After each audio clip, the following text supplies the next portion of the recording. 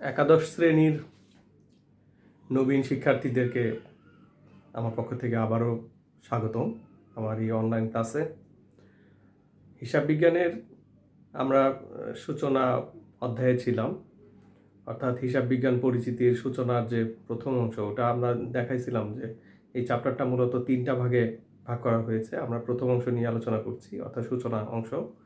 এই অংশে আজকে সর্বশেষ লেকচার। অনেকগুলো বিষয় আছে, আসলে যে সমস্ত বিষয়বস্তুগুলো তোমাদের জন্য গুরুত্বপূর্ণ সেই অংশগুলো মূলত আমি আলোচনা করছি। তো আজকে 2টি বিষয় আলোচনা করব এই অধ্যায়ের, এবং বাকিগুলো তোমাদের নিজের পড়া থাকবে। তো যেই 2টি বিষয় নিয়ে আমি আলোচনা করব সেই 2টি বিষয় সম্পর্কে একটু বলে নেই। প্রথমটি হচ্ছে যে হিসাব বিজ্ঞান তথ্য কি, বা হিসাব বিজ্ঞান তথ্য কাকে বলে, আর 2 নম্বর বিষয়টি হচ্ছে যে হিসাব বিজ্ঞানের তথ্য ব্যবহারকারী কারা। এই 2টি বিষয় নিয়ে মূলত আলোচনা করব। ওকে, আমি প্রশ্ন 2টি লিখছি।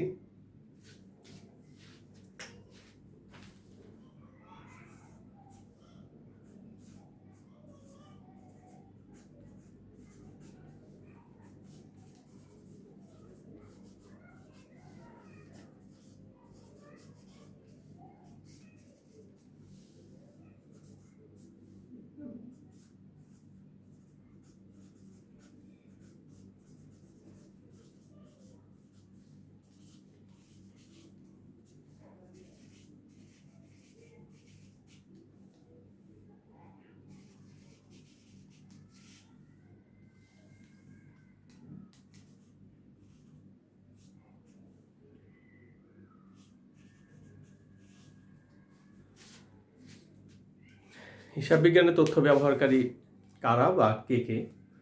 তো যাই হোক, প্রথমেই আসি আমাদের আজকের প্রথম বিষয় যেটি, সেটি হচ্ছে হিসাব বিজ্ঞান তথ্য কি।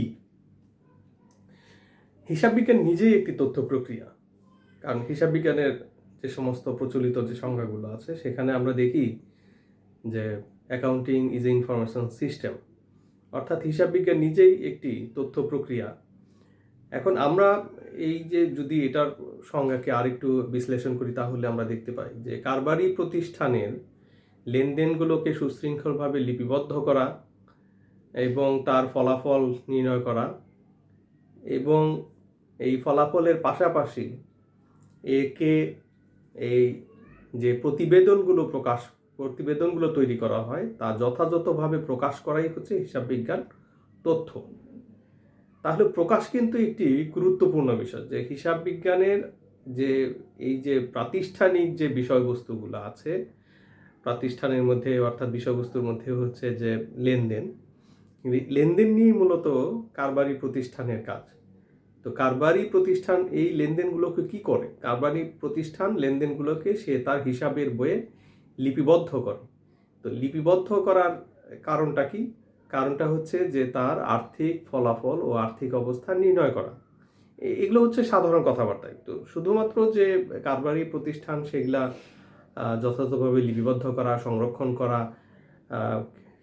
এবং প্রতিবেদন তৈরি করা, শুধু এই পর্যন্ত ক্ষান্ত কিন্তু নয়। এই প্রতিবেদনগুলোকে ফুল ডিসক্লোজ করতে হবে।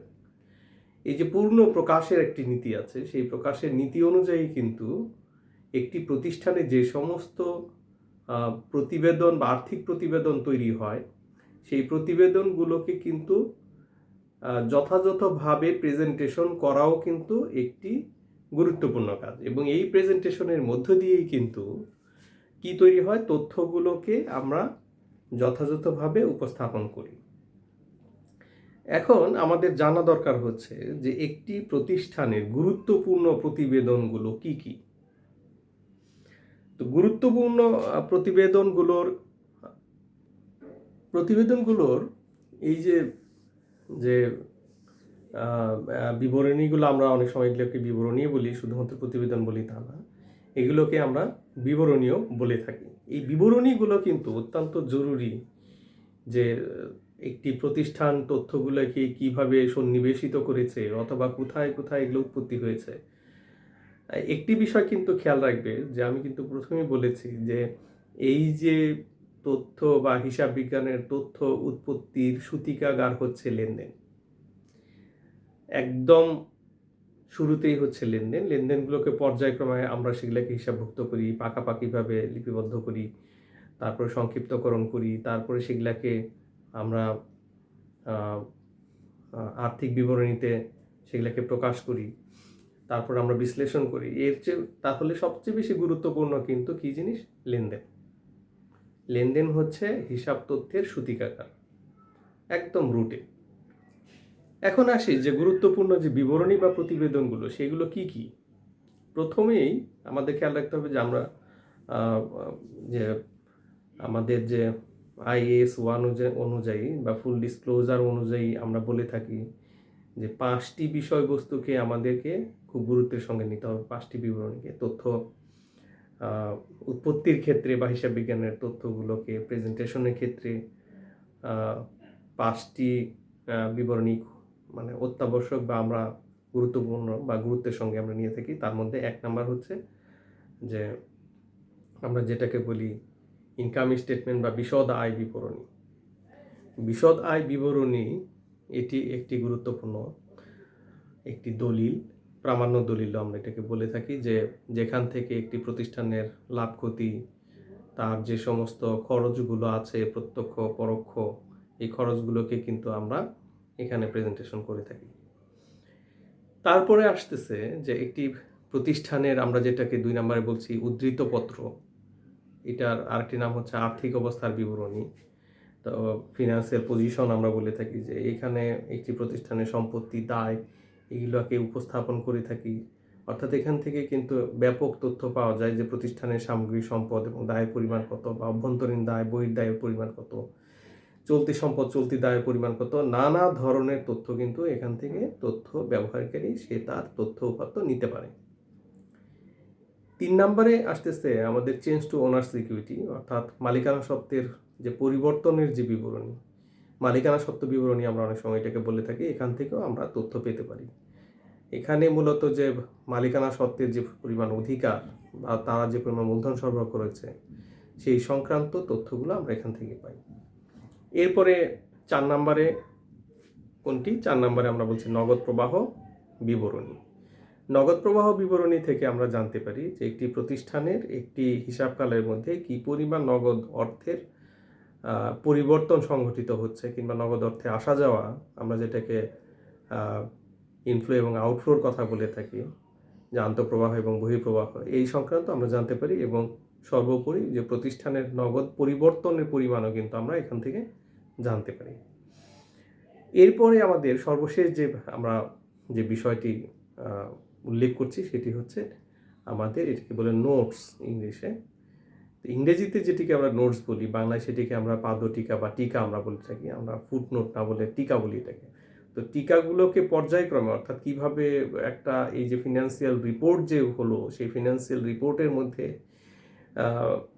অবচয়ের মোট টাকা কিভাবে বের করা হলো, সুদ গণনা কিভাবে করা হলো, কোন টাকা কোন জায়গা থেকে আনা হয়েছে, এই সংক্রান্ত বিস্তারিত যে গণনা কার্যগুলো, সেগুলা মূলত কোথায় থাকে?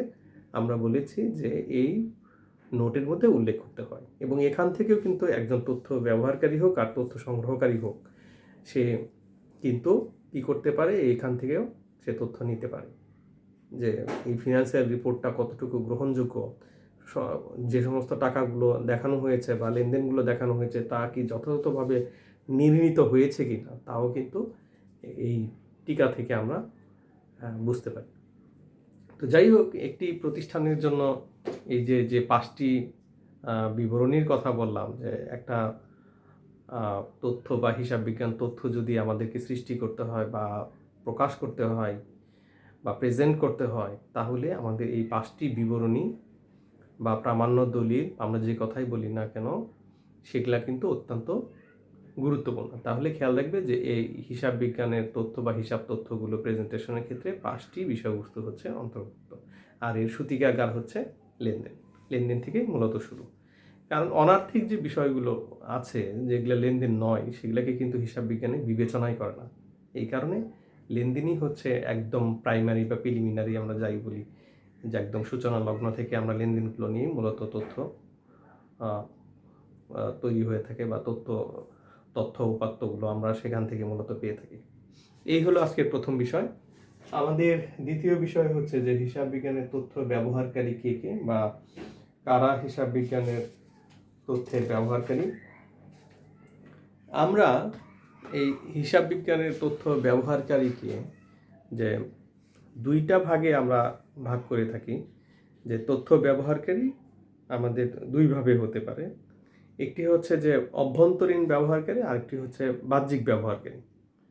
আজকে দ্বিতীয় বিষয় কিন্তু আলোচনা করছি এখন, যে হিসাব বিজ্ঞান এই যে তথ্যগুলো যে উৎপত্তি হলো, সেই তথ্যগুলোর ব্যবহারকারী আমরা দুইভাবে আমরা বিভক্ত করি। একটি হচ্ছে অভ্যন্তরীণ ব্যবহারকারী এবং আরেকটি হচ্ছে যে বাহ্যিক ব্যবহারকারী। তো অভ্যন্তরীণ ব্যবহারকারী কারা? যেমন একদম ভেতরকার পক্ষ যারা যারা নাকি ভেতরে থাকে, প্রত্যক্ষভাবে যারা এই তথ্যগুলোকে ব্যবহার করে বা প্রতিষ্ঠানের ভেতর থেকে, যেমন মালিক পক্ষ, ব্যবস্থাপনা কর্তৃপক্ষ, অভ্যন্তরীণ নিরীক্ষক এবং হিসাবরক্ষণ বিভাগ, এরা মূলত এই তথ্যগুলোর অভ্যন্তরীণ পক্ষ। তাহলে কারা কারা? মালিক পক্ষ, ব্যবস্থাপনা পক্ষ, তারপরে অভ্যন্তরীণ যে নিরীক্ষক রয়েছেন তারা এটা ব্যবহার করেন, এবং হিসাব সংরক্ষণ যে বিভাগ রয়েছে তারা ব্যবহার করেন। বাহ্যিক ব্যবহারকারী কারা? বাহ্যিক মানে বাহির, অর্থাৎ প্রতিষ্ঠানের ভেতর না, প্রতিষ্ঠানের বাইরে কারা থাকে? প্রতিষ্ঠানের বাইরে থাকে হচ্ছে সরকার, আমদানিকারক, বিনিয়োগকারী, ভোক্তা, পাওনাদার, গবেষক, বণিক সমিতি, জনগণ, বাহ্যিক নিরীক্ষক এবং স্টক এক্সচেঞ্জ। এরা হচ্ছে আমাদের বাহ্যিক ব্যবহারকারী, যে তথ্যের এই যে হিসাব বিজ্ঞানের যে তথ্যপত্রগুলো তৈরি হলো, হিসাব বিজ্ঞানের তথ্যপত্রের বাহ্যিক ব্যবহারকারী আমরা তাদেরকে বলে থাকি। এই যে বাহ্যিক ব্যবহারকারী সম্পর্কে তাহলে ধরো এক কথা অনেকগুলো পক্ষের নাম আমি বলে গেলাম, একটু আলোচনায় আসি। যে তথ্যের আমরা অভ্যন্তরীণ যে ব্যবহারকারী যাদের কথা বলেছি, যেমন মালিক তো অবশ্যই তথ্য ব্যবহার করবে, কারণ প্রতিষ্ঠানে কি পরিমাণ খরচ হচ্ছে, প্রত্যক্ষ খরচ না পরোক্ষ খরচ যদি বেড়ে যায় তাহলে আমাদের নিট লাভ বা নিট লাভের পরিমাণ কিন্তু কমে যাবে। মোট লাভ হওয়া সত্ত্বেও হয়তো নিট ক্ষতি হতে পারে পরোক্ষ ব্যয়ের বৃদ্ধির কারণে। তো এই যে সে বছরে কি পরিমাণ, তার ফিনান্সিয়াল পজিশন কেমন, অর্থাৎ তার সম্পত্তির দ্বারা সমস্ত দায়গুলো পরিশোধ করা সম্ভব কিনা, বাহ্যিক দায়ের পরিমাণ কত, এগুলো কিন্তু মালিক পক্ষ কিন্তু এই বিষয়ে আলোকপাত করতে পারেন। অথবা তার মূলধনের পরিমাণ কত, মূলধনের উপরে অন্যান্য যে বহির্দায় রয়েছে তার কোনো প্রেশার রয়েছে কিনা, আমরা যেটাকে অনেক সময় অনুপাত বিশ্লেষণের মাধ্যমে প্রকাশ করে থাকি, যে দায় মালিকানা অনুপাত। তো এই অনেকগুলো বিষয় কিন্তু মালিক পক্ষ এখান থেকে তথ্য নিয়ে সে এগুলাকে ব্যবহার করতে পারে, ভবিষ্যতে সিদ্ধান্ত গ্রহণ করতে পারে। আরেকটি বিষয় হচ্ছে মালিক পক্ষ ছাড়া ব্যবস্থাপনা কর্তৃপক্ষ। ব্যবস্থাপনা কর্তৃপক্ষকে আমরা যদি কোম্পানির ক্ষেত্রে বলি তাহলে পরিচালনা পর্ষদ হচ্ছে ব্যবস্থাপনা কর্তৃপক্ষ। আবার ম্যানেজিং ডাইরেক্টর, অর্থাৎ যে সমস্ত কর্মী রয়েছে প্রতিষ্ঠানের, তারাও কিন্তু ব্যবস্থাপনার সাথে ওতপ্রোতভাবে জড়িত। তো সামগ্রিক লক্ষ্য অর্জনের জন্য, প্রতিষ্ঠানের সামগ্রিক লক্ষ্য অর্জনের জন্য ব্যবস্থাপনা কর্তৃপক্ষ কিন্তু, অর্থাৎ প্রতিষ্ঠান যারাই চালায় তাদেরও কিন্তু এই তথ্যগুলো কিন্তু ব্যবহার করতে হয়। এরপরে আমরা কি বলেছিলাম অভ্যন্তরীণের, যে প্রতিষ্ঠানের যে সমস্ত অভ্যন্তরীণ নিরীক্ষক রয়েছেন, অর্থাৎ ইন্টারনাল অডিট যারা সম্পন্ন করেন, প্রতিষ্ঠানের ভেতর থেকে সেই কমিটিটা গঠন করা হয় বা সেই দলটা গঠন করা হয়, অডিট টিম। সেই অডিট টিম ভেতরকার যে সমস্ত সফলতা, দুর্বলতা বা ত্রুটি বিচ্যুতি রয়েছে সেগুলাকে কিন্তু তারা নিরীক্ষণ করে থাকে। তো সেই ক্ষেত্রে কিন্তু তাদের এই রিপোর্টগুলোর কথা একটু আগে আলোচনা করেছি, সেই রিপোর্টগুলো কিন্তু তাদের দরকার পড়ে। এছাড়াও ভাউচার এবং প্রামাণ্য দলিল, লেনদেনের যে প্রামাণ্য দলিলগুলো আছে সেগুলো কিন্তু তাদের দরকার পড়ে। আর সর্বশেষ আমরা কোনটা বলেছিলাম? আমরা বলেছিলাম যে হিসাব রক্ষণ বিভাগ। হিসাব রক্ষণ বিভাগের কাজই হচ্ছে হিসাব তথ্যগুলোকে যথাযথভাবে সংরক্ষণ করা বা ভবিষ্যতের রেফারেন্স হিসেবে রেখে দেওয়া। তো এই কাজগুলো কিন্তু হিসাব সংরক্ষণ বিভাগ কিন্তু করে থাকে। যে অনেক সময় বাজেট প্রণয়ন করা, গত বছরের সাথে আগামী বছর কি পরিমাণ বাজেট হবে, সেই বিগত সালের যে সমস্ত তথ্যগুলো আছে সেগুলো কিন্তু দরকার পড়ে। আর বাহ্যিক যে সমস্ত পক্ষগুলো আছে, বাহ্যিক এই চারটা বিষয় আলোচনা করা হলো। বাহ্যিক পক্ষগুলোর মধ্যে আমরা প্রথমেই সরকারের কথা বলছি, এই জন্য যে যেমন সরকার কি করে, আমাদের কোনো প্রতিষ্ঠানের নিট লাভের উপরে সে কর নিয়ে থাকে, তার ক্রয় বিক্রয়ের মাঝখান থেকে ভ্যালু এডিশন যতটুকু হয় তার উপরে ভ্যাট নিয়ে থাকে। তারপরে তার অন্যান্য যে সমস্ত এক্সাইজ আছে, ভ্যাট, এক্সাইজ কিংবা কাস্টমস ডিউটি যদি থাকে, সেই সমস্ত আমদানি রপ্তানির উপরেও কিন্তু সে এই আমদানি শুল্ক ধার্য করে থাকে বা নিয়ে থাকে। তো এই কারণে সরকার, লাইসেন্সিং অথরিটি যেহেতু সরকার, তো আমাদের প্রতিষ্ঠানের ট্যাক্স কিংবা অন্যান্য বিষয় যে সমস্ত, যেমন নিট লাভ হলে পরে তারপরে কর দিতে হয়। তো এই যে নিট লাভই যদি তুমি নির্ণয় করতে না পারো, নিট লাভই যদি বের না হয়, তাহলে কর দিবে কীভাবে? আর সরকারই বা কীভাবে কর ধার্য করবে? তো এই কারণে অত্যন্ত গুরুত্বপূর্ণ হচ্ছে সরকার তোমার এই যে ফিনান্সিয়াল রিপোর্টের প্রথমে যেটা বললাম বিশদায় বিবরণী, সেটা দেখেই কিন্তু সে কী করে, কর ধার্য করে যে তোমার এই বছর নিট লাভ এত হয়েছে, তোমাকে এত টাকা নিট লাভের উপর কর দিতে হবে, বা ইনকাম ট্যাক্স যেটাকে আমরা বলি। আমরা বলেছি যে আমাদের প্রতিষ্ঠানে যে সমস্ত পাওনাদার আছে তারা আমাদের এই তথ্য ব্যবহার করতে পারে। আমরা বলেছি যে যারা ভবিষ্যতে আমাদের প্রতিষ্ঠানে বিনিয়োগ করবে বা বিনিয়োগকারী, বর্তমান বিনিয়োগকারীও থাকতে পারে, সেই বিনিয়োগকারীরা তাদের শেয়ারগুলো হোল্ড করবে না বিক্রি করে দিবে, তাও কিন্তু আমাদের প্রতিষ্ঠানের বিভিন্ন তথ্য উপাত্তের উপরে কিন্তু নির্ভর করে। তারপর বলেছি গবেষকের কাজই হচ্ছে গবেষণা করা বিভিন্ন প্রতিষ্ঠানের সাথে, তার তো অবশ্যই হিসাব বিজ্ঞানের তথ্যগুলো প্রয়োজন পড়বে, তাই না? তো এই কাজগুলো করতে গেলে অবশ্যই সে যথাযথভাবে এই প্রতিষ্ঠানের উইকনেস কিংবা আমরা যেটাকে বলি স্ট্রেংথ, এই সমস্ত বিষয়বস্তু যাচাই বাছাই করতে গেলে, অথবা যথাযথভাবে যদি রিপোর্ট পেশ করতে হয় বা গবেষণা থেকে যদি গবেষণা লব্ধ জ্ঞান যদি প্রচারিত করতে হয়, তাহলে অবশ্যই আমাদের এই রিপোর্টগুলো, যে সমস্ত রিপোর্টগুলো আগে আলোচনা করেছি বিবরণগুলো, সেগুলো গবেষকের কাছে অত্যন্ত গুরুত্বপূর্ণ। হ্যাঁ, কম্পারেটিভ অ্যানালাইসিসের জন্য তো অবশ্যই দরকার, এক প্রতিষ্ঠানের সাথে সমজাতীয় আরেকটা প্রতিষ্ঠানের তুলনা করার জন্য কিন্তু দরকার, বা গ্রোথ অ্যানালাইসিস করার জন্য কিন্তু দরকার, ফিউচার প্ল্যানিংয়ের জন্য কিন্তু দরকার। তো যাই হোক, এরপরে বলেছি বণিক সমিতি, স্টক এক্সচেঞ্জ, স্বার্থ সংশ্লিষ্ট যে সমস্ত পক্ষগুলো আছে, এরা সবাই কিন্তু আসলে এই বাইরের পক্ষ, এরা বাহ্যিক পক্ষ। এই কারণে বলছি যে বাহ্যিক পক্ষগুলো এরা সরাসরিভাবে প্রতিষ্ঠানের ভিতরে কেউ না, কিন্তু বাইরে থেকেও সে তথ্যগুলো কাজে লাগিয়ে থাকে। তো যাই হোক, আজকে এই পর্যন্ত আলোচনা রাখলাম যে আমাদের এই যে হিসাব বিজ্ঞান পরিচিতির যে প্রথম অধ্যায়ের প্রথম অংশ আমি শেষ করতে যাচ্ছি। আসলে আর বাকিটুকু যেটা থাকলো সেটা হচ্ছে যে জবাবদিহিতা ও মূল্যবোধ সৃষ্টিতে হিসাব বিজ্ঞানের গুরুত্ব বা হিসাব বিজ্ঞানের উদ্দেশ্য, এইগুলো তোমরা নিজেরা পড়ে নিবা। কারণ এই বিষয়বস্তুগুলো আমার কাছে মানে এত বেশি ইম্পর্টেন্ট না। যে বিষয়গুলো ইম্পর্টেন্ট ছিল সেগুলো তোমাদের সাথে আমি আলোচনা করলাম, যাতে পরবর্তীতে যে কোনো সময় তোমাদের এই আলোচনা কাজে লাগে।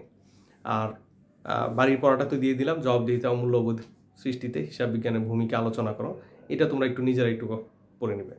আর যদি বুঝতে না পারো কখনো, ভবিষ্যতে ক্লাসে ইনশাল্লাহ তোমাদের সাথে আমার দেখা হবে, যদি বেঁচে থাকি। বেঁচে থাকাটাই হচ্ছে এখন সবচেয়ে জরুরি এবং মুখ্য। সরকার আমাদেরকে ঘরে বসিয়ে রেখে যে মানে বেতন কিংবা অন্য সুযোগ সুবিধা কিন্তু সরকার একটুও কিন্তু কমায়নি আমাদের। তো বসে বসে আমাদেরকে বেতন দিচ্ছে কেন? আমাদেরকে নিরাপদে থাকার জন্য। আর অনলাইনে ক্লাস কেন? যাতে আমি বাহির না হই, আমি যাতে ছুটোছুটির পরিমাণ যাতে আমার কম থাকে। তো যাই হোক, সেই পর্যন্ত তোমরা ভালো থাকবে, সুস্থ থাকবে, এই আশাবাদ ব্যক্ত করে আমি আজকের মতো তোমাদের কাছ থেকে বিদায় নিচ্ছি। আল্লাহ হাফেজ।